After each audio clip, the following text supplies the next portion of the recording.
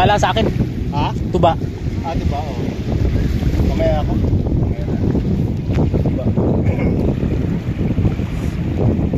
Basura. Alam mo kung saan yan? Galing yan doon sa kabila.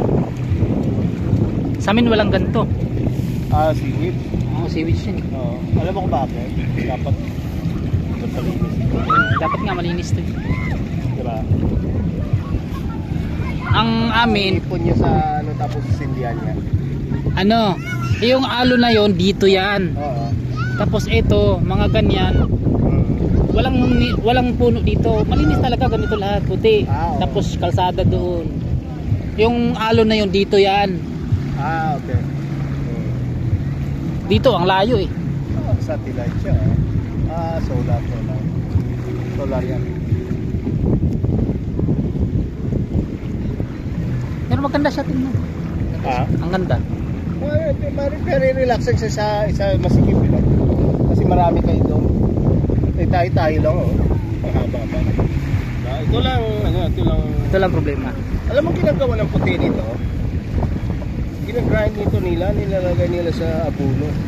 So, kasi ito very rich sa calcium at saka Iodine. Pati na yung tubo. Yung hash. Yung hash. Tignan mo nagiging converted into what? Kawayan. Oo. Kaso lang kailangan noon kung may mga ang knowledge kasi noon sa iba ngayon kasi maraming research yan research. Ay siyempre wala naman doon noon.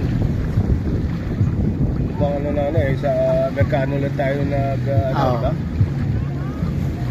Dahil ang merkano ang dito so yun na lang kung anong nadala nila yun na lang atin Pero away tayo ng mga 20 years siguro. Ha? Away tayo ng mga 20 years pagdating sa technology. Pumunta ka sa ibang bansa.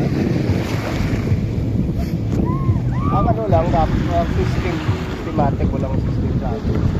Wala yung mga chinilas nila yun. Oy be, chinilas mo mawala yan. Dito chinilas.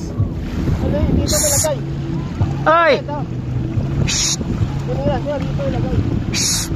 Oy! Dito ilagay. Hindi! Oy! Di ba taob ni sila eh? Taob na yan. Dito na, dito. Tawag na taob na. Yung nandito kami lang ni last year. Doon kami sa kabila. May coca. Tragis yung sa umaga. Na kami oras yun eh. Alas 10 na tragis. Pahunas. Sabi na, ba sa afternoon siguro. Siyempre, business nila yun. Kung alis ka din. Sabihin nila, miski alam nila na sa gabi pa yung di ba? Inaabot kami ng alas 8, waray pa. Uwi na tayo. Pero nagpahangin lang kami. 50 pesos per head.